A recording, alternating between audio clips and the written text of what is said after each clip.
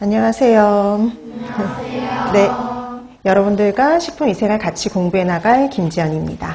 자, 이제 우리가 이제 식품위생, 우리가 준비를 하기 위해서, 이렇게 모였는데요. 우리가 이 식품위생하고 단체급식하고 이제 제가 같이 하다 보니까 뭐 식품위생이나 단체급식이나 수업의 방향, 진행하는 것들은 더 비슷하다라고 생각을 하시면 될 것 같아요.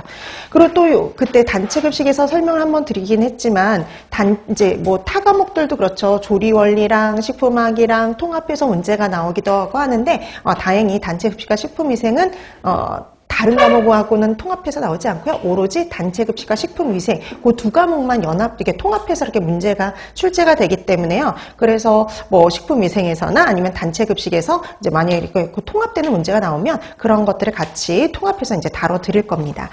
자, 그럼 우리 뭐 기본적으로 단체급식에서 기본적으로 이제 어떻게 수업이 시험이 구성이 되는지 이런 것들을 설명을 드렸어요. 그래서 우리가 지금 뭐 실강을 듣는 분들은 상관이 없지만 뭐 동영상 강의로 식품위생을 먼저 듣는 분들은 우선 단체급식을 먼저 들어주시면 좋을 것 같습니다. 그때 이제 다 설명을 한 번씩 드렸기 때문에 또 여기서 또 굳이 또 그 얘기를 다시 설명을 하자면 또 이렇게 좀 시간 낭비가 될 것 같아서요. 그건 생략을 해요. 그래서 여러분들도 다 알고 계시지만 교육학 20점, 그 다음에 이제 우리가 전공이 80점이잖아요. 그 중에 단체급식도 10%, 그 다음에 식품위생도 10% 정도를 차지를 합니다. 근데 우리 뭐 그때 말씀을 드렸듯이 단체급식 같은 경우는 뭐 적으면 6점, 많으면 8점, 이렇게 6점에서 8점 딱 그 정도가 나온다면 여기 조금 더 범위가 넓다라 보시면 돼요.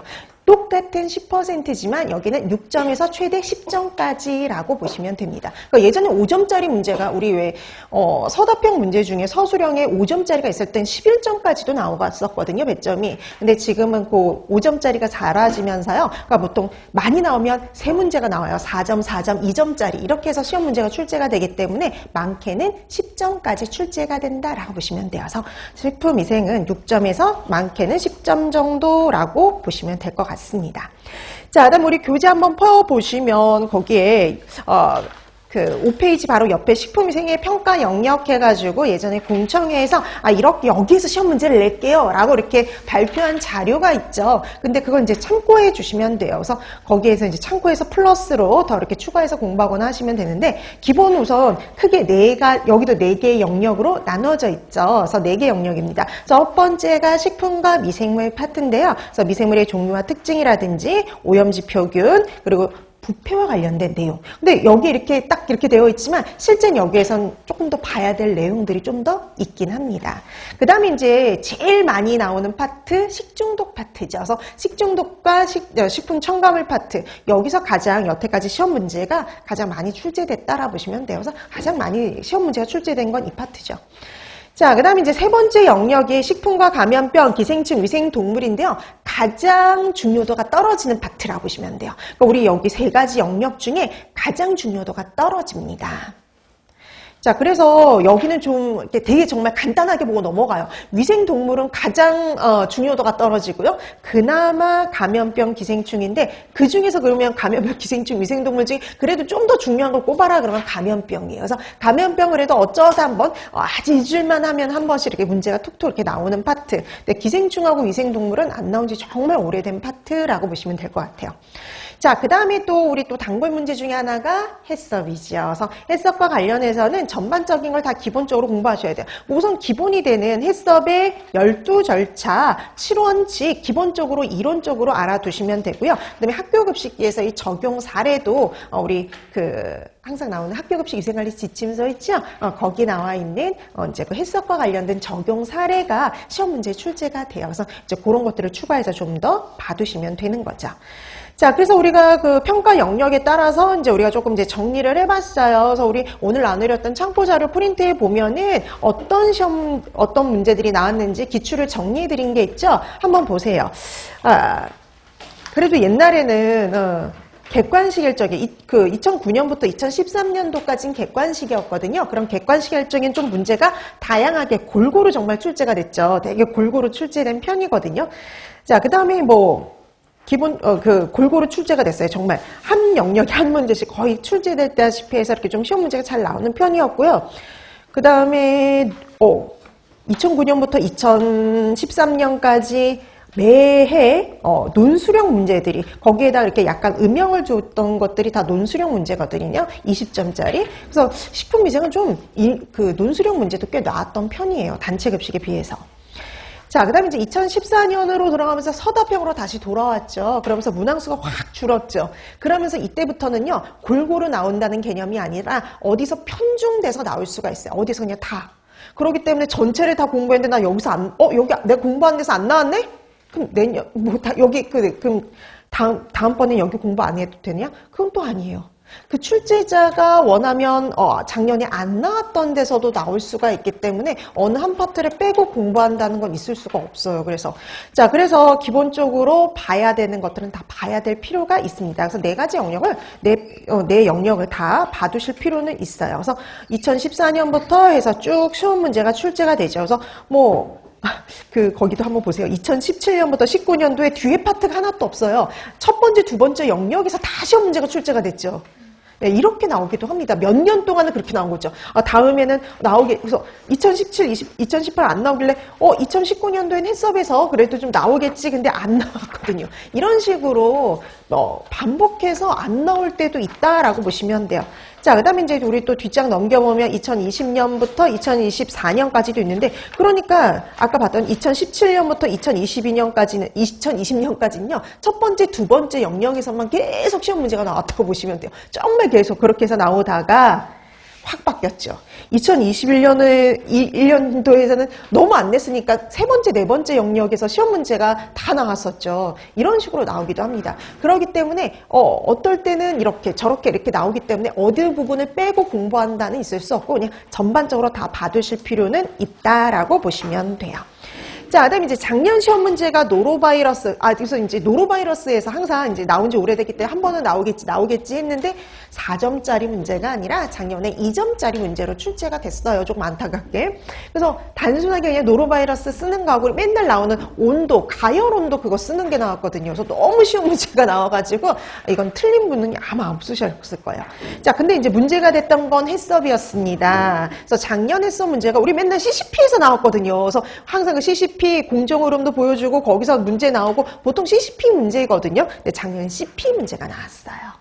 그러니까 항상 그렇죠. 그러니까 이게 맨날 중요한 데서만 나오는 게 아니라 그 격가지에서도 항상 나올 수가 있다고 보시면 돼요. 그래서 우리가 기본 이론에서는 정말 기본이 되는 딱 요만큼을 공부한다면 항상 그랬죠.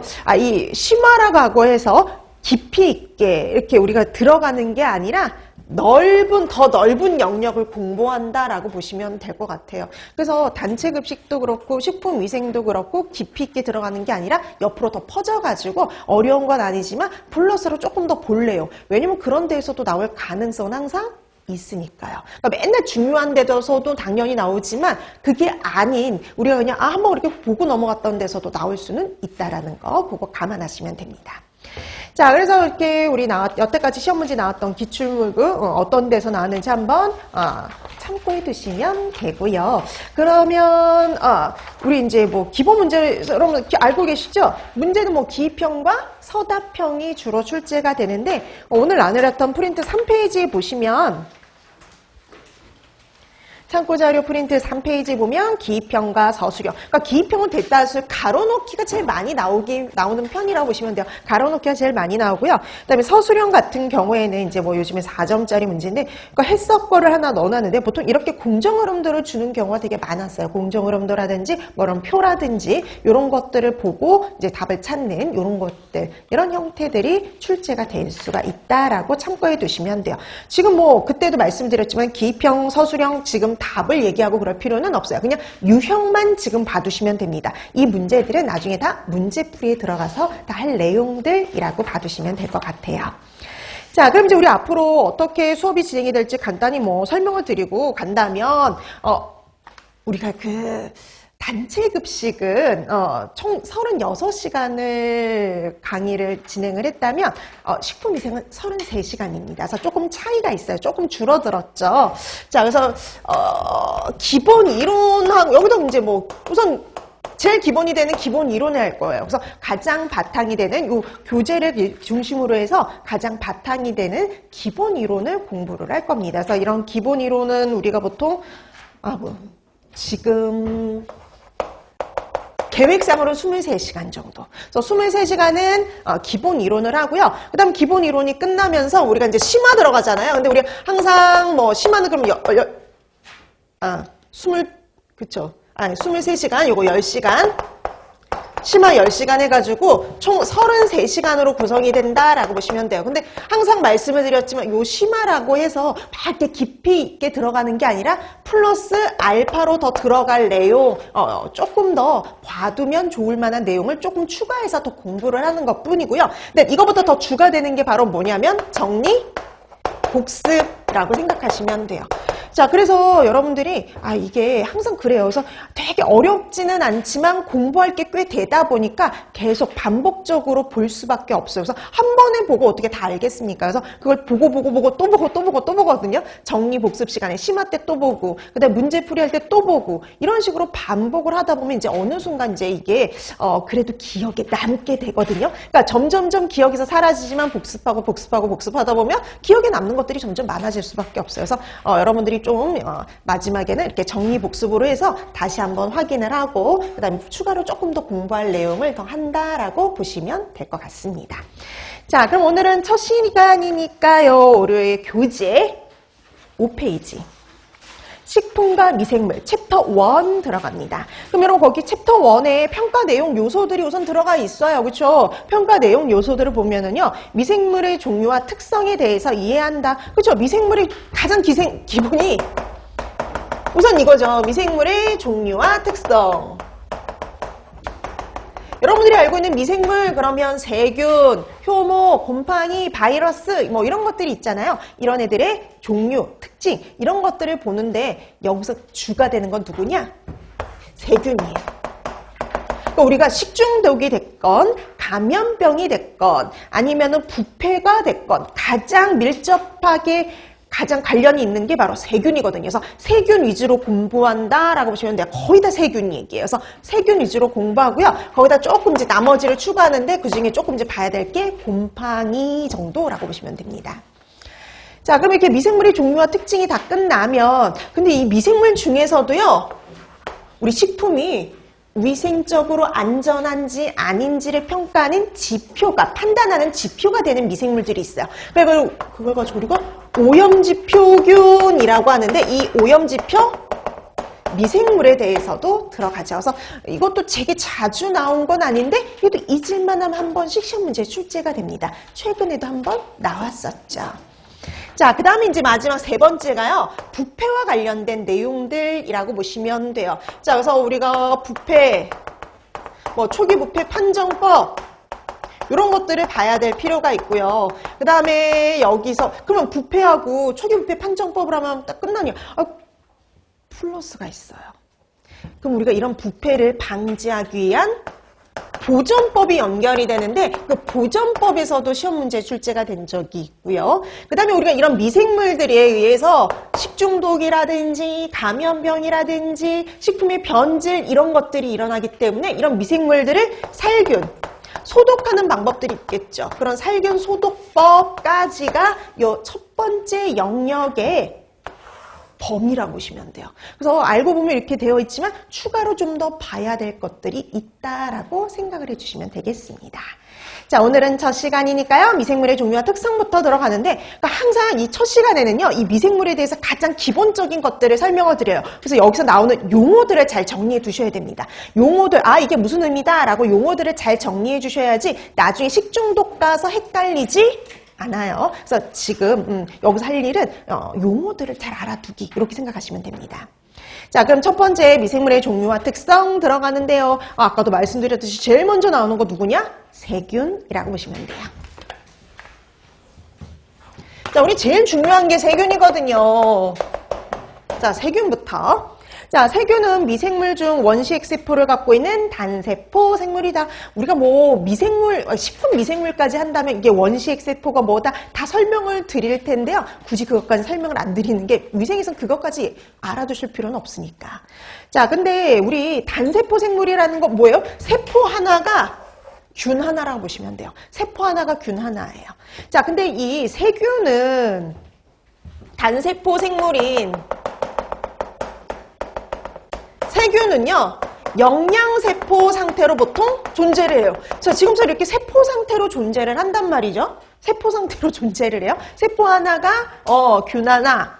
얘네들은 열심히 생명활동을 유지하고 있는 상태라고 보시면 돼요. 근데 외부 환경이 내가 좋아하지 않는 환경이에요. 열악할 때 만들어내는 일종의 저항체가 있어요. 그걸 가지고 우리가 아포 내지는 포자라고 얘기를 합니다. 포자 내지는 아포. 이때를 우리가 포자 상태, 아포 상태라고 얘기를 하는데 이 포자, 아포 상태는요 일종의 저항체예요. 그러니까 외부에 이렇게 좀 이렇게 내가 힘든 환경일 때, 내가 좋아하지 않는 환경일 때 만들어내는 일종의 저항체라고 보시면 돼요. 그래서 씨 같아요. 이렇게 되게 어린 잎 같은 게 아니라 되게 이렇게 식물에 말하면, 빗대어 말하면 씨 같은 상태라고 생각하시면 돼요. 모든 생명 활동을 정지하고 칩거에 들어가 있는 상태예요. 아무것도 안 해요, 이때는. 그럼 이렇게 생각해보세요. 영양세포, 원래는 영양세포 상태로 존재하다가, 내가 싫어하는 환경이야. 그럼 씨처럼 됐다가, 지금 포자의 형태가 됐다가 다시 뭐가 될 수 있을까요? 내가 다시 좋아하는 환경이 되면 영양세포 상태로 돌아간다라고 보시면 돼요. 이게 계속 한 상태가 아니라 왔다 갔다 할 수가 있습니다. 내가 좋아하는 상태에선 세포 상태로 존재하다가, 내가 좋아하지 않은 환경에서는 포자 상태가 됐다가, 다시 내가 좋아하는 환경이다. 그러면 다시 세포 상태로 돌아가는 거예요. 그때 이제 우리 뒤에 가다 보면 이런 말 나와요. 포자가 발아해서 그럼 이거예요. 포자가 발아를 해서 다시 세포 상태로 돌아가는 거 이렇게 생각하시면 되는 겁니다. 그러니까 이게 씨하고 비슷해요. 씨처럼 가만히 있다가 발아를 해서 싹이 나는 것처럼 발아를 해서 다시 세포 상태로 돌아간다라고 보시면 되는 겁니다. 자, 그럼 영양세포하고 포자 구분해 두시면 되죠. 근데 이 포자 상태에서는 잘 견디거든요. 특히 뭐에 잘 견디느냐? 열에 잘 견뎌요. 그래서 우리가 보통 포자, 아포 상태에서는 내열성이 있다, 내열성이 강하다라고 얘기를 합니다. 열에 강하다라고 보시면 돼요. 그래서 우리 보통 이렇게 얘기를 해요. 내열성 아포를 형성을 한다, 이렇게 얘기를 합니다. 내열성 포자들은요, 잘 가열에 의해서 파괴가 잘 안 되는 편입니다. 그러니까 파괴시키기 어렵죠. 높은 온도로 장시간 가열을 해야 돼요. 그러니까 우리가 포자가 없는 애들, 포자가 없는 영양세포 그러니까 포자 상태가 아닌 영양세포 상태에서는요, 60도로만 가열해도 사멸해요, 다. 근데 이렇게 포자, 아포 상태에서는 그런 60도씨 가열로는 절대 사멸을 할 수가 없다라고 보시면 돼요. 열에 잘 견딘다라고 보시면 돼요. 반대로 얘는 열에 약하죠? 이열성, 열에 약하다. 이열성이라고 얘기합니다. 자, 근데 특이한 점이 있어요. 이런 포자, 아포를 만들 수 있는 균들은요, 모든 균들이 아포, 포자를 만드는 게 아니라 아포, 포자를 만들 수 있는 균들은 우리가 배우는 것 중엔 딱 2개밖에 없어요. 그래서 딱 2가지 종류를 기억을 해주시면 됩니다. 앞에 바실러스가 붙거나 아니면 클로스트리디움이 붙어요. 자, 그래서 요거 꼭 기억해 두셔야 되는 게 포자, 아포를 형성할 수 있는 미생물 속은 딱 2가지입니다. 우리가 배우는 것 중엔 딱 2가지예요. 바실러스하고 클로스트리디움. 요 딱 2가지 미생물 속만 포자, 아포를 형성할 수 있다, 이렇게 보시면 돼요. 그럼 우리가 배우는 것 중에 나머지들은 다 포자를 만들지 않는다, 열에 약하다, 이렇게 생각을 하시면 됩니다. 자, 그래서 이렇게 영양세포 상태, 다른 애들은 다 그냥 영양세포 상태로만 존재하는데 바실러스, 클로스트리디움 얘네들만 포자, 아포를 형성할 수 있다, 이렇게 기억을 해두시면 돼요. 자, 그럼 여러분 세균의 상태를 말하는 건 딱 2개예요. 영양세포 상태, 그럼 포자 상태 딱 2개죠. 근데 우리 나중에 뒤에 가면은 이런 말이 나옵니다. 황색 포도상 구균이 독소를 생성한다, 이런 말을 하죠. 그럼 여러분 독소는 세균의 상태를 의미하는 게 아니라 세균이 만들어내는 생성물이라고 보시면 돼요. 그럼 균하고 독소는 성격이 어떨 수 있어요? 다를 수가 있는 거죠. 착각하시면 안 됩니다. 독소는 세균의 상태를 말하는 게 아니라 세균이 만들어낸 생성물이에요. 우리가 생성물이라고 보시면 돼요. 독소가 세균이 만들어낸, 균이 만들어낸 물질이라고 보시면 돼요. 균 상태가 아니라. 자, 그래서 이렇게 세균의 상태를 말하는 거 2가지 구분해 두시면 되고요. 포자를 형성하는 균 딱 2가지 종류, 우리가 배우는 것 중에 2가지 속밖에 없으니까 2가지 꼭 기억해 두시면 되겠습니다. 자, 그 다음에 이제 우리가 세균의 형태부터 들어가는데요. 여러분, 거기 세균의 형태 한번 봐주세요. 자, 세균의 형태는요, 거기 구균, 간균, 나선균 이렇게 나와 있지만 우리는 그냥 구균하고 간균 정도만 구분하실 수만 있으면 돼요. 우리 쪽에서는 식품위생에 우리 영양교대 식품위생에서는 이 두 가지만 구분하면 되는데요. 구균은 말 그대로 무슨 소리일까요? 땡글땡글 동글동글한 균이고요. 간균은 막대기 모양입니다. 막대기. 이런 식으로 막대기형으로 생긴 건 우리가 간균이라고 얘기를 하죠. 그러니까 대다수는 간균이라 보시면 돼요. 우리가 황색 포도산 구균, 장구균 이런 식으로 구균이라고 붙어있는 애들만 구균이고 나머지는 뭐라고 보시면 돼요? 간균. 그렇죠. 이렇게 구분하시면 돼요. 그 다음에 이게 학명으로 나왔을 때도 또 우리가 균 이름이 이렇게 있잖아요. 예를 들어서 바실러스, 세레우스.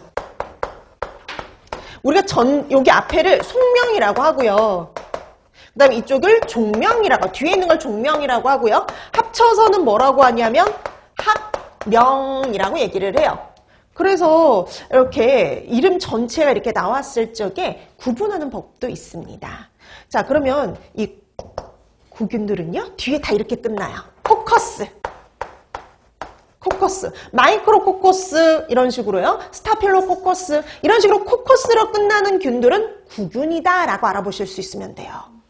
그렇죠? 우리 그거 빼고 나머지는 다 뭐라 보면 돼요? 간균 이렇게 구분하실 수 있으면 됩니다. 대다수는 거의 간균, 막대기형이라고 생각하시면 되고요. 뒤에 이렇게 코커스 붙는 애들은 구균이구나 이렇게 확인해 두시면 될 것 같습니다. 자, 세균의 형태는 그 정도 봐두시면 되고요. 그 다음에 세균의 증식 조건 나오죠.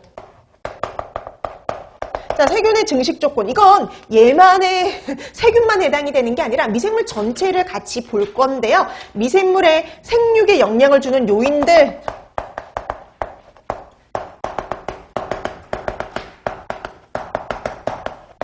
그러니까 세균을 포함한 미생물의 생육에 영향을 주는 요인들이라고 보시면 될 것 같습니다. 자, 첫 번째 식품 내지는 영양성분이라고 보시면 돼요. 식품 내지는 영양성분. 이 미생물, 균 같은 미생물들도요, 뭐가 있어야 될까요? 영양분이 있어야지 증식하기 쉽거든요. 자, 그러면 증식에 영양을 필요한 것들이 어떤 것들이냐? 식품에 들어있는 탄수화물, 지방, 단백질, 무기질, 비타민 이런 것들을 요구해요. 세균마다 다 다르겠죠. 근데 세균에서 공통적으로 특히 필요로 하는 거 단백질입니다. 특히 단백질. 자, 세균 같은 경우에는요, 특히 단백질을 공통으로 필요로 해요, 거의. 그럼 단백질이 많이 함유된 식품일수록 균 증식이 왕성해질 수밖에 없겠죠. 자, 그래서 단백질 함유 식품, 단백질 함량이 높은 식품들이요, 보통 유해식품들이에요. 균 증식이 좀 왕성한 식품들이라고 생각하시면 됩니다. 자, 그래서 여러분 뒷장 넘겨보시면 이거 들어보셨을걸요. 시간, 온도 관리가 필요한 식품. 우리 단체급식 시간에도 들어봤죠. 근데 이게 여기서도 나와요. 그래서 우리가 식품 중에서도 특히 균 증식이 용이한 음식들이 바로 이 시간, 온도 관리가 필요한 식품이죠. 예전에는 잠재 유해식품 이렇게 얘기했단 말이죠. 수분 활성도 높고 pH가 중성에 가까워가지고 미생물이 특히 증식하기 쉬운 식품들인데 우리가 이게 조금 바뀌었죠. 왜 바뀌었냐면요. 거기 한번 보세요. 세균 증식이 용이한 음식으로 병원성 미생물의 증식, 그리고 독소 형성을 막기 위해서 뭐가 필요해요? 시간, 온도 관리가 필요한 식품들을 묶어가지고 다 뭐라고 불러요? 시간, 온도 관리가 필요한 식품. 조금 더 광범위하게 설명을 하고 있습니다. 그래서 우리가 이런 시간, 온도 관리가 따로 이렇게 필요한 식품들을 묶어서 총칭해가지고 시간, 온도 관리가 필요한 식품이라고 묶어놨죠. 자, 그럼 우리 구체적인 예도 있었던 거 기억나시죠? 학교급식 위생관리 지침서에 보면은 어떤 애들이 여기에 해당이 된다라고 있어요. 그렇죠? 첫 번째, 동물성 식품은 다 해당이 돼요. 동물성 식품은 다 해당이 됩니다. 그래서 생것이든 익힌 것이든 모두 해당이 되고요. 그다음에 식물성 식품 중엔 익힌 거요. 익힌 게 문제가 됩니다. 그래서 쌀은 문제가 안 되는데 밥은 문제가 되죠. 그 다음에 생감자는 문제가 안 되는데 익힌 감자는 문제가 돼요. 그 다음에 익힌 채소, 두부 이런 애들이 문제가 되죠. 자, 그 다음에 그 외에 들어가는 게요. 새싹 채소들, 자른 메론, 근데 여러분 보세요. 멜론 통으로는 문제가 안 되지만 거기 앞에 뭐가 붙어 있어요? 잘라놓은 거. 근데 여러분 그 자른 멜론 옆에 산도가 낮은 과일 이게 무슨 뜻일까요? 산성도가 낮은 과일. 그럼 pH가 높은 식품이에요? pH가 낮은 식품이에요? 네, pH가 높은 식품. 그러니까 여러분 그 pH가 중성에 가까운 그 중성 이상인 그런 식품. 그러니까 이게 산도가 낮다는 소리는 산성도가 약하다는 소리예요. 시큼하지 않은 과일 이렇게 생각하시면 됩니다. 쉽게 말하면 시큼하지 않고 달콤한 과일들 있잖아요. 시큼하지 않은 과일들 이런 애들이 또 뭐가 되느냐? 이 시간 온도 관리가 필요한 식품으로 분류가 돼요. 그다음에 자른 엽채류, 자른 토마토 이런 식으로 자르고 채친 것들 이런 것들이 문제가 돼요. 근데 여러분 거기 모두 보세요. 개봉한 상업적 멸균 제품, 통조림이요. 여러분 그 통조림 우리 단체 급식에서 했던 내용하고도 연결이 돼요. 여러분 통조림 그 자체는 그냥 우리가 상온 저장 창고에 건조 창고에 보관하면 되지만요. 얘를 뚜껑을 열어서 남은 거는요. 다른 용기에 담아서 어디에다 보관하라고 되어 있어요? 냉장고에 보관하라고 되어 있잖아요. 그래서 우리가 보면은 이런 개봉한 통조림 같은 경우에는요. 시간 온도 관리가 필요한 식품입니다. 그래서 냉장 보관을 해요. 남은 것들은. 그래서 밀봉한 건 TCS 식품이 아니에요. 밀봉한 건 TCS 식품이 아니지만 개봉했을 경우에는 TCS 식품으로 분류된다라고 보시면 됩니다. 자, 이렇게 해서 우리가 시간 온도 관리가 필요한 식품도 다시 한번 확인해 두시면 될 것 같아요. 자, 그 다음에 두 번째 영향을 주는 요인 당연히 pH죠. pH. 자, 우리가 미생물이 특히 가장 좋아하는 pH를 뭐라고 얘기하냐면 최적 pH 이렇게 얘기를 해요. 최적이다, 가장 좋아한다 이렇게 얘기를 하고요. 그 다음에 산성 쪽의 한계, 산성 쪽의 생육 한계를 가지고는 뭐라고 하느냐? 최저 pH. 그 다음에 알칼리성의 생육 한계를 가지고는 최고 pH 이렇게 얘기하는 거죠. 그러니까 요 사이에서 생육이 가능하지만 최적 상태일 때가 제일 좋다라는 의미예요. 근데 별거 아니에요. 별거 아니라 pH를 기준으로 해서 pH가 낮은 쪽에서는 최저, 생육 한계, 그다음에 알칼리성의 생육 한계는 최고 이렇게 얘기를 하고 제일 좋아하는 건 최저 이렇게 얘기를 하죠. 자, 그러면 이 미생물마다 좋아하는 게 달라요. 그럼 세균 같은 경우 지금 우리가 중심으로 하는 세균은요. pH가 특히 중성일 때를 가장 좋아한다라고 보시면 돼요. pH가 중성. 그래서 pH가요 4.5 이하가 되면은요 발육을 잘 못해요. 생육, 발육 잘 못합니다. 잘 증식하기가 어려워요. 그래서 대다수는 이래요. 대다수. 아닌 것도 있습니다. 예외도 있긴 해요. 예외도 있긴 하지만 대다수는 pH가 4.5 이하에선 잘 증식하지 못한다라고 보시면 됩니다. 이게 이렇게 연결이 돼요. 그러니까 이게 나중에 보면은 우리가 pH를 낮추는 이유가 바로 이 세균의 한계를 가지고 제일 문제가 되는 게 세균이다 보니까 항상 세균이 기준이 되는 경우가 많아요. 자, 근데 곰팡이하고 효모 보세요. 최적 pH가요 3에서 5예요. 3에서 5. 얘는 4만 돼도 4.5만 돼도 증식하기가 어렵잖아요. 근데 얘는 pH 3 내지 4, 5 요 사이가 가장 최적이에요. 그러니까 어때요? 세균보다 낮은 pH에서 잘 증식한다 라고 얘기를 할 수가 있는 거죠. 그래서 곰팡이나 효마는요 세균보다 좀 더 낮은 pH에서도 잘 증식을 합니다. 자, 이렇게 해서 pH가 영향을 줄 수가 있다라고 보시면 되고요. 그 다음에 이 미생물들이 생육할 때 외부의 pH 있죠. 외부의 pH에 의해서 영향을 받는데 낮은 pH에서는 당연히 수소 이온 때문에 생육에 저해를 받겠죠. 자, 그 다음에 약산성 조건. 요거는요. 우리가 유기산들을 사용을 했을 때 우리가 뭐 식초나 뭐 아니면은 젖산이나 뭐 초산, 젖산 같은 이런 유기산들을 사용을 했을 때 이런 유기산들을 사용을 했을 때라고 보시면 돼요. 우리가 유기산들을 사용을 했을 때 약산성 조건에서 자, 이런 유기산을 사용했을 때 유기산들이요 두 가지 종류가 있어요. 해리형하고요 비해리형이 있습니다.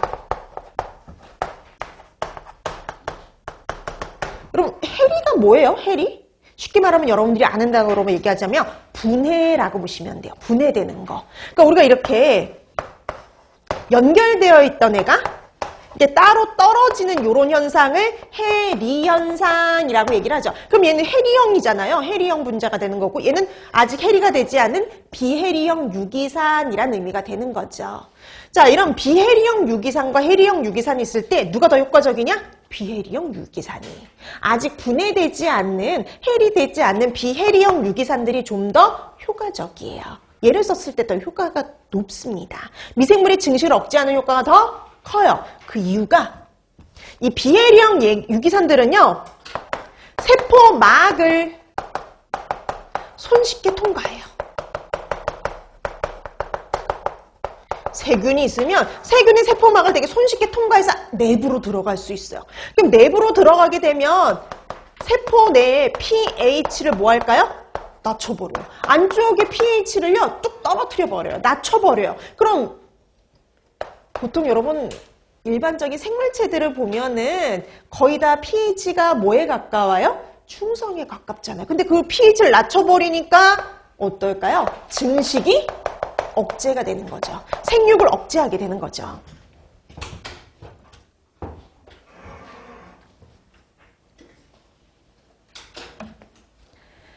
자, 그래서 생육을 억제하게 되게 됩니다. 그래서 우리가 pH를 이렇게 낮추니까 아무래도 증식하거나 생육을 하는데 문제가 발생할 수밖에 없죠. 자, 이렇게 해서 pH가 영향을 준다라고 보시면 됩니다. 자, 그 다음에 세 번째, 뭐가 영향을 준대요? 시간. 자, 이 균들은 시간이 지남에 따라서요, 균수가 확 증가를 하죠. 네, 시간이 지남에 따라서요, 균수가 기하급수적으로 증가를 하는데, 대수적으로 그 수가 증가하는데요. 그 중에 세균이 증식해서 그 수가 2배가 증가하는데 소요되는 시간을 세대시간이라고 얘기를 해요. 세대시간 이렇게 얘기를 하죠. 자, 근데 그 세대시간을 보면은 균마다 조금씩 차이가 있거든요. 특히 장염비브리오균, 여러분들이 식중독균 중에서 알고 있는 그 장염비브리오균 있죠. 걔는 10분밖에 안 돼요. 2배로 증가하는데 걸리는 시간이 최적 조건에서 10분밖에 안 되거든요. 그러면 하나였던 애가 그냥 2개로 늘어난다. 이거는 크게 문제가 안 되지만 균수가 많을 적에는 문제가 될 수밖에 없죠. 자, 이렇게 해서 이렇게 세대 시간 그런 거 봐두시면 되고요. 그다음에 우리 또 시간과 관련해서도 아무래도 이렇게 시간이 경과됨에 따라서 균수는 대수학적으로 증가하게 되니까요. 이런 시간 관리하는 것도 되게 중요하죠. 그래서 우리 단체 급식하고 연결해 보자면 우리 배식할 때도 그렇죠. 온도 관리가 되지 않을 때 몇 시간 이내에 배식을 해야 돼요? 2시간. 그래서 우리가 항상 상온에서 뭔가 있을 적에는 2시간 이내에 뭔가를 다 완료를 해야 됩니다. 자, 그 다음에 영향을 주는 거 온도 보시면 되죠. 자, 네 번째 온도가 영향을 줍니다. 자, 우리가 이 미생물이 증식할 때 온도가 영향을 주는데 우리가 보통 온도에 따라서 균을 저온균, 중온균, 고온균으로 나눌 수가 있어요. 근데 그럼 우리 대다수의 균들은 어디에 해당이 될 것 같아요? 중온균입니다. 자, 그래서 대다수는요, 중온균이라고 보시면 됩니다. 대다수는 중온균이라고 보시면 돼요. 일반적인 이런 실온에서 잘 증식하는 중온균이에요. 그러니까 37도씨 내외. 그래서 보통 얘네가 중온균이 25에서 한 40도씨에서 잘 증식하는 애들이거든요. 25에서 40도씨 범위, 그러니까 37도씨 내외 요 정도에서 되게 잘 증식하는 균들이에요. 그래서 딱 중온 상태에서 잘 자라는 균들이라고 보시면 되고요. 대다수의 식중독균, 대다수의 부패균들은 다 중온균에 해당이 된다라고 보시면 됩니다. 자, 근데 저온에서도 잘 증식하는 애들이 있어요. 저온에서 단백질, 지질 분해력이 있어서요. 이런 냉장 보관한 식품에서도 식품을 부패시키는 균이 있는데요. 그 저온균의 가장 대표가 되는 게 있어요. 슈도모나스입니다. 슈도모나스. 슈도모나스균이 가장 대표적이라 볼 수 있어요. 그래서 부패균 중에 가장 대표가 되는 거 슈도모나스입니다. 자, 그래서 우리 책에는 중홍균이 먼저 나와 있죠. 그래서 대다수는 중홍균에 해당이 되고요. 그 다음에 식품을 또 이렇게 부패시키는 대표적인, 저온에서 부패시키는 대표적인 부패균? 슈도모나스가 있다라고 보시면 돼요. 그럼 얘는 부패 위주의 균이야, 부패. 식품을 부패시키는 거. 질병을 일으키는 것보다는 주로 식품의 부패, 변질과 밀접한 관련이 있는 균입니다. 그래서 냉장 보관한 식품에 냉장고 분명히 보관을 했는데 냉장고에 보관을 해도 오래되면 부패되죠, 변질되죠. 그와 밀접한 관련 있는 거 슈도모나스라고 보시면 됩니다. 근데요, 우리 식중독 균 중에서도요, 저온에서 증식해서 문제를 일으키는 균들이 있어요. 그래서 식중독 균 중에서 저온에서 증식해서 문제를 일으키는 균, 대표적인 애를 찾아라. 그럼 두 가지를 꼽아두시면 됩니다. 여시니아하고 리스테리아.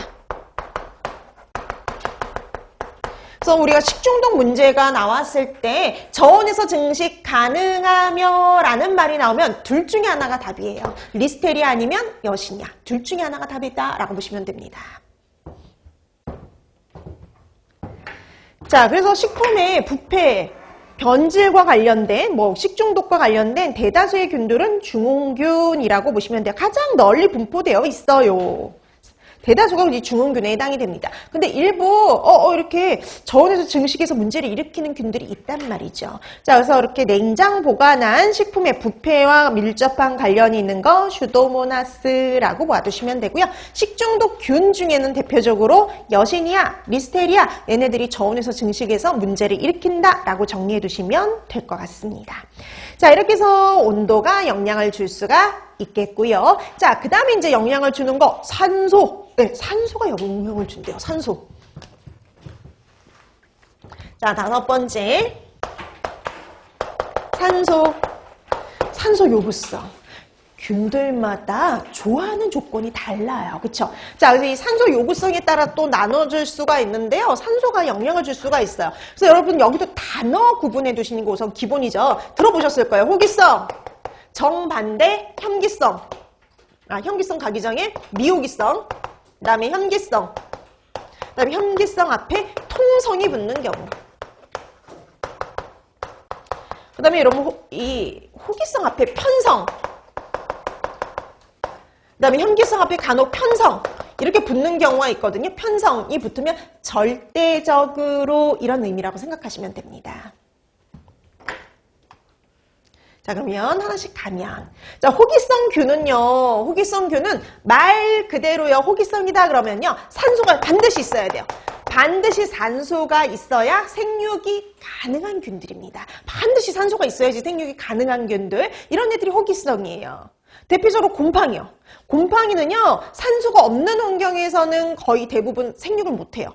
증식을 못해요. 그래서 반드시 산소가 있어야 돼요. 그래서 이런 곰팡이라든지 그 다음에 일부의 세균들 대표적으로 아까 좀 전에 했던 슈도모나스라든지 프로테우스라든지 이런 애들이 대표적이에요. 자, 그 다음에 미호기성. 미하면요 미미하게 산소가 있을 때, 산소가 적을 때요. 그러니까 우리가 산소가 1 내지 한 10% 정도의 산소 함유량에서 잘 번식하는 균들이라고 보시면 됩니다. 그래서 미호기성은요, 산소가 적을 때, 우리가 대기 중에 산소가 보통 한 20% 정도 되잖아요. 그보다 훨씬 적을 때, 미미할 때, 그러니까 아예 없는 건 아닌데 아주 적게 있을 때 잘 자라는 균들 이렇게 보시면 돼요. 근데 이거는 우리가 앞으로 공부할 것 중엔 딱 하나밖에 없습니다. 그 전체 미생물 중엔 더 있죠. 근데 우리가 배우는 것 중엔 딱 하나만 기억하시면 돼요. 뭐 하나만 기억하면 되냐면은요. 식중독 균 중에 미호기성이 딱 하나 있어요. 캠필로박터요. 자, 그래서 얘는 딱 하나, 캠필로박터 하나 기억해 두시면 됩니다. 그래서 우리가 공부하는 애 중에서 유일한 미호기성, 그럼 캠필로박터예요. 캠필로박터. 자, 그 다음에 현기성. 여러분, 현기성은 우리 호기성이 정반대죠. 산소가 없어야 잘 생육하는 균이에요. 오히려 산소가 있으면 생육에 방해가 되는 균들 이렇게 보시면 됩니다. 그게 바로 현기성이라고 보면 되죠. 자, 이런 현기성의 대표는요. 얘도 대표가 있어요. 그러니까 요 미호기성하고 현기성은요. 좀 특별해요. 현기성이 가장 우리가 배우는 것 중에 가장 대표는요. 클로스트리dium이에요. 벌써 얘 2번 남았어요. 얘 포자도 만들죠? 그리고 얘 혐기성이에요. 혐기성 균입니다. 산소가 없어야지 잘 번식하는 균이에요. 그래서 앞에 클로스트리디움이 붙었다. 속명에 클로스트리디움이 붙었다라고 하면 혐기성이다. 이렇게 기억해 두시면 돼요. 자, 다음에 마지막 통성염기성 나오죠. 그러면 앞에 통성이 붙으면 달라집니다. 자, 통성이 붙으면요. 산소가 있거나 없거나 상관없어요. 산소가 있거나 없거나 상관없이 생육이 가능한 균이라 보시면 되고요. 우리가 알고 있는 식중독균의 대다수가 여기에 해당이 된다고 보시면 돼요. 거의 대다수의 식중독균, 대다수의 부패균들은 거의 대다수 여기에 해당이 된다라고 보시면 됩니다. 그래서 우리가 공부하는 거의 대다수는 통성염기성이라고 보시면 돼요. 자, 그래서 좀 되게 드물게 딱 하나씩만 기억하면 되는 게 있잖아요. 얘네들을 구분해 두시면 거의 호기성 아니면 통성염기성이라 보시면 됩니다. 자, 그래서 미호기성 캠필로박터 하나. 그 다음에 혐기성 하면 앞에 뭐가 붙어요? 클로스트리디움이 붙는다. 이렇게 기억을 해 두시면 됩니다. 자, 이렇게 해서 산소가 영양을 줄 수가 있죠. 자, 이렇게 산소가 영양을 주고요. 자, 그 다음에 이제 영양을 주는 거 수분. 6번째 수분 있습니다. 자, 수분과 관련된 것도 여러분들이 뭐 식품학 시간에 공부하셨죠. 수분 활성도 고부와 관련된 영양이에요. 식품 속의 수분 중에서도요. 미생물이 이용 가능한 수분이 있고 이용할 수 없는 수분이 있죠. 우리가 보통 미생물이 이용 가능한 수분이 자유수들입니다. 이 자유수의 함량을 나타내는 척도가 되는 게 바로 누구냐? 수분 활성도죠. 자, 그래서 우리가 보통 미생물이 이용 가능한 수분의 비율을 나타내는 게 수분 활성도인데 보통 수분 활성도가 어떨수록요? 높을수록 미생물의 증식이 왕성해지죠. 보통 이래요. 그렇죠? 그래서 수분 활성도가 높을수록 미생물의 증식이 왕성해요. 자, 그러면 미생물마다 증식에 필요한 최저 수분 활성도가 어떨까요? 다를 수 있죠. 자, 최저 수분 활성도 거기다 표로 정리를 해놨는데요. 대부분의 세균이요. 가장 많은 수분을 필요로 해요. 그래서 세균이 가장 많은 수분을 필요로 한다. 그래서 우리가 발육을 위해서 필요한 최저 수분 활성도를 비교해보면 세균이 가장 많은 수분을 필요로 해요. 0.90 이상 보통. 그 다음에 효모죠. 0.88 이상. 그 다음에 곰팡이죠. 0.80 이상. 그래서 세균, 효모, 곰팡이 중에 건조식품에서 가장 발육을 잘하는 애가 누구예요? 곰팡이가 되는 겁니다. 그래서 이렇게 세균이 건조식품에서 잘 자라지, 그럼 여러분 보세요. 똑같은 식품에 세균, 효모, 곰팡이가 있어요. 그 다음에 얘는 딱 세균이 좋아하는 환경이에요. 그럼 누가 제일 먼저 번식을 하냐면 세균이요. 세균이 제일 먼저 증식 속도가 제일 빠르거든요. 그래서 얘가 우세하게 잘 자라요.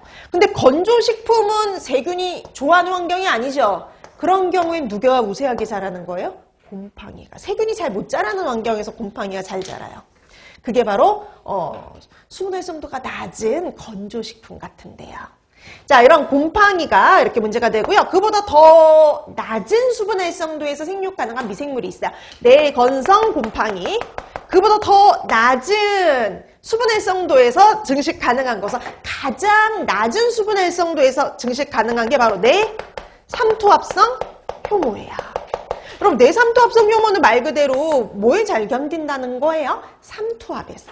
그죠? 우리가 보통 그 당장이나 염장식품처럼 이렇게 삼투합이 높은 이런 식품에서도요, 충분히 생육 가능한 애들이에요. 그래서 잼 같은데, 내가 잼을 만들어 놨는데, 청을 만들어 놨는데, 그 뚜껑을 열었더니 나중에 그 알코올 냄새가 난다. 뭐 부글부글 끓고 있다. 그러면은 다 이런 내삼투합성 효모가 증식했을 때라 보시면 돼요.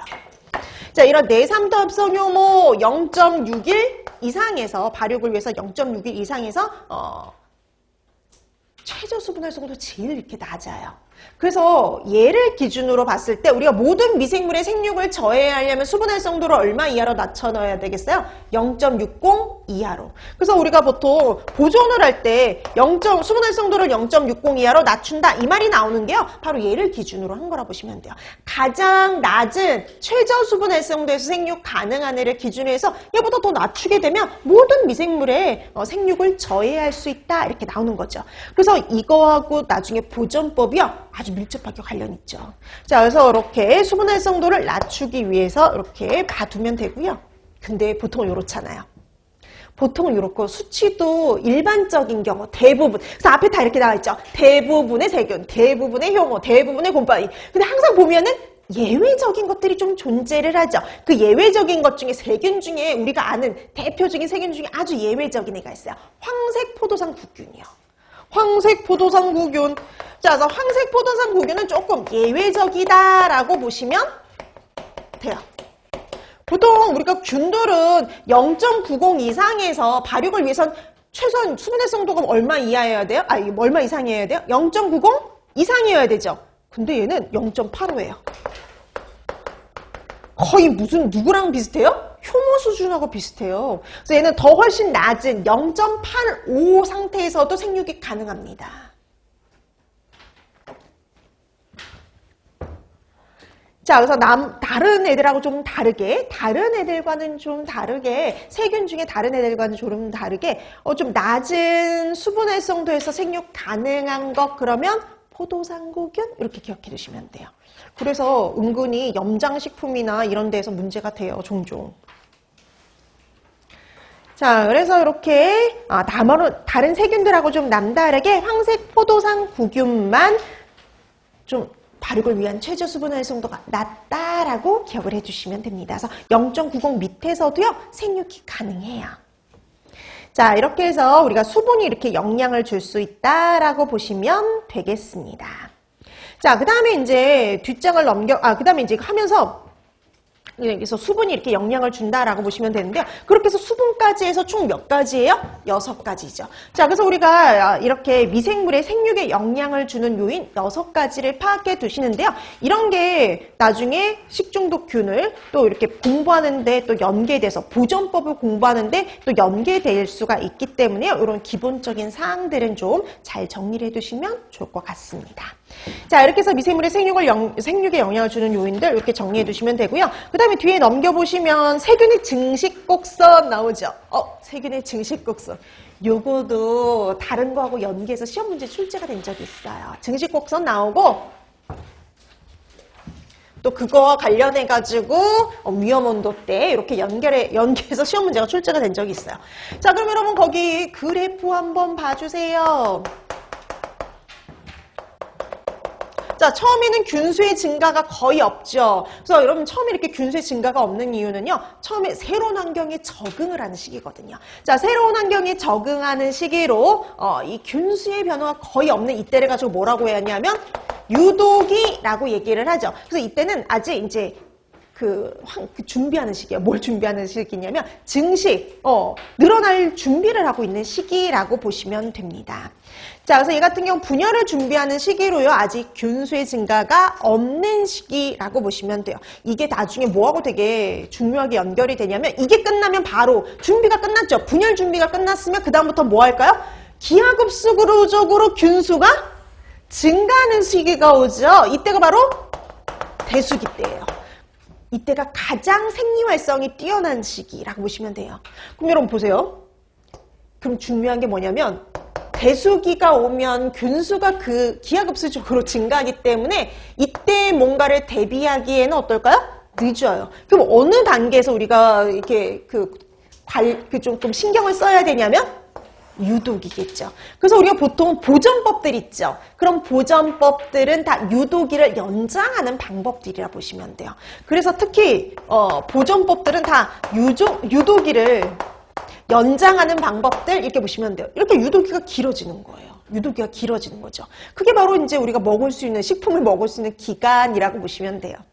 자, 그러면 이렇게 준비하는 시기, 새로운 환경에 적응하는 시기로요. 균수의 변화가 거의 없는 시기가 유독이고요. 자, 이런 준비가 다 끝나면 그 다음부터는 기하급수적으로 균수가 증가하는 시기가 오죠. 그때를 대수기라고 얘기를 합니다. 이때는 생리 활성이 제일 활발한 시기라고 보시면 돼요.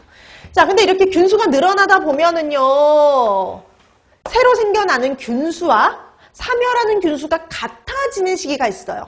그러면 새로 생겨나는 균수도 있지만 사멸하는 균수도 존재하기 때문에 겉으로 봐서는 균수의 증가가 거의 없는 것처럼 보이는 시기가 있어요. 이때를 가지고 정지기라고 얘기를 합니다. 이때를 가지고 정지기 이렇게 얘기를 해요. 그래서 이런 정지기가 한번 오고요. 이 정지기 다음에는 새로 생겨나는 균수보다 사멸하는 균수가 더 많아지는 시기가 와요. 그럼 사멸하는 균수가 더 많아지는 시기를 가지고는 사멸기라고 얘기를 하죠. 자, 그래서 이렇게 세균의 증식 곡선의 이름 정도는 확인해 두시면 되고요. 특히 우리가 보존법들은 뭐예요? 유도기를 연장하는 방법들이구나라는 정도 봐두시면 되고요. 특히 대수기 때는 온도 관리를 철저히 할 필요가 있겠죠. 자, 이렇게 해서 여러분들이 세균의 증식 곡선과 관련해서도 뭐 아주 되게 자세히 공부할 필요는 없지만 이게 각각 어떤 의미다, 어떻게 나눠진다라는 정도를 파악하시면 됩니다. 그 정도 파악해두기라고 보시면 될 것 같아요. 자, 그 다음에 그람 음성균, 양성균 나오죠. 이거는 세균의 그 세포벽의 구성 차이, 구조의 차이에 의해 가지고요. 염색성이 달라지는 건데, 그럼 그람 염색과 관련된 건 미생물이란 말이죠. 그럼 우리는 그람 염색을 했을 때 어떻게 나눠지는지 그 정도를 공부하는 게 식품위생이에요. 자, 우리가 그람 염색 시에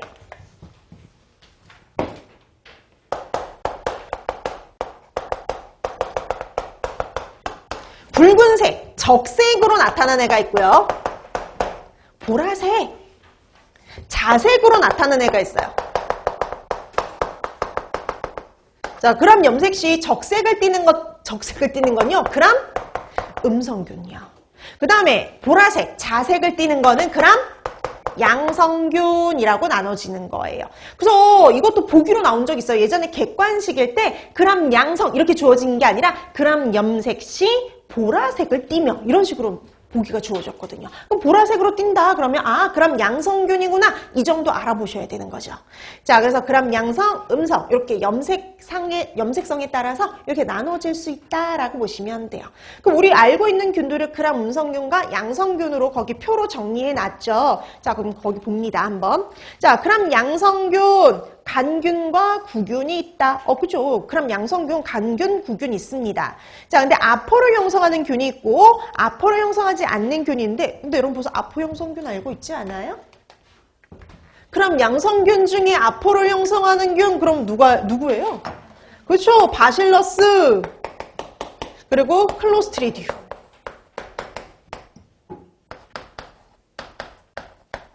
자, 그래서 바실러스하고 클로스트리디움이 바로 이 아포를 형성하는 애죠. 그럼 얘를 빼고는 그 외에는 아포를 형성하지 않는다라고 보시면 돼요. 이건 다 우리 공부하는 것들 위주인 거예요. 그 외에 더 있긴 하지만 우리가 공부하는 것들 중에는 그 외에는요 아포를 형성하지 않는다. 대표적인 애가 누가 있냐면 리스테리아, 뭐 디프테리아 이런 애들이 대표적이에요.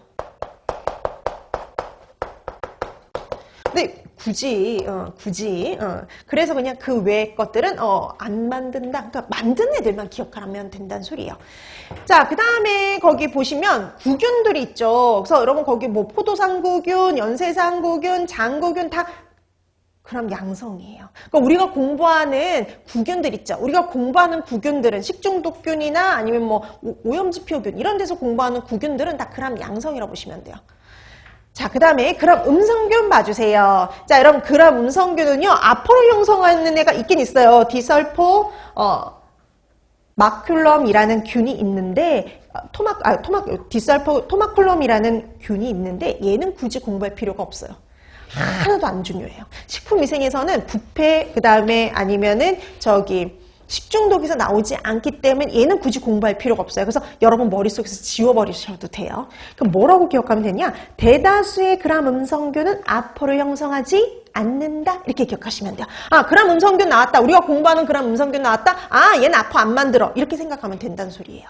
근데 솔직히 바실러스, 클로스트리디움 빼면 다 아포 안 만든다고 생각하시면 돼요.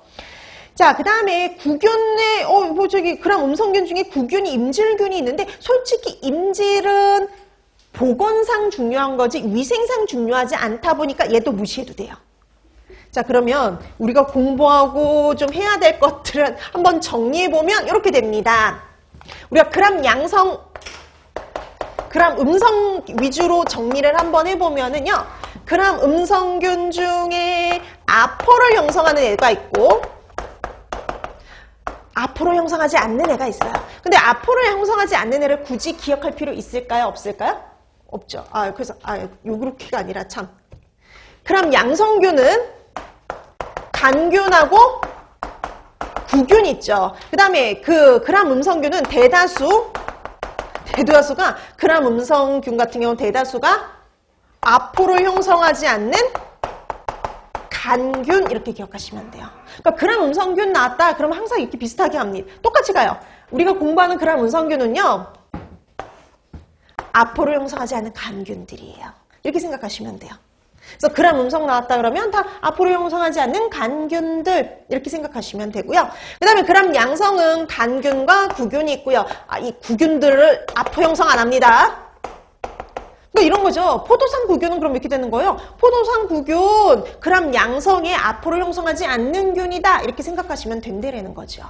자, 그 다음에 간균, 아포 형성하는 애들만 기억해 두시면 돼요. 그래서 아포를 형성하는 애들이 있고, 얘도 마찬가지 아포를 형성하지 않는 균들이 있는데, 아포 형성하는 균 빼면 나머지는 다 뭐예요? 아포를 만들지 않는 애들이니까요. 아포를 형성하는 딱 두 가지 종류만 기억해 두시면 돼요. 바실러스하고 뭐였어요? 클로스트리디움 딱 두 가지죠. 그래서 바실러스, 클로스트리디움 얘네들만 아포를 형성하고 나머지는 아포를 형성하지 않는다. 이렇게 정리해 두시면 되겠죠. 자, 그래서 그람 음성, 그람 양성, 얘가 그람 음성인지 양성인지 하면은 일반적으로 이렇게 가는 것들이 나온다는 거죠. 그래서 그람 양성, 바실러스다 그러면은 바실러스하고 클로스트리디움을 제외하면은요, 그람 양성이어도 아포를 형성하지 않는다 이렇게 보시면 되고요. 바실러스나 클로스트리디움이 붙으면 그람 양성에 아포를 형성하는 균이다라고 봐두시면 돼요. 자, 이런 식으로 해서 그람 양성균, 음성균 이렇게 한번 정리해 두시면 되고요. 아포 형성균은 또다시 한번 봐두실 필요가 있었습니다. 자, 그 다음에 이제 대표적인 주요 세균들 나오는데요. 여기서부터는 조금 쉬고 나서 들어가도록 할게요.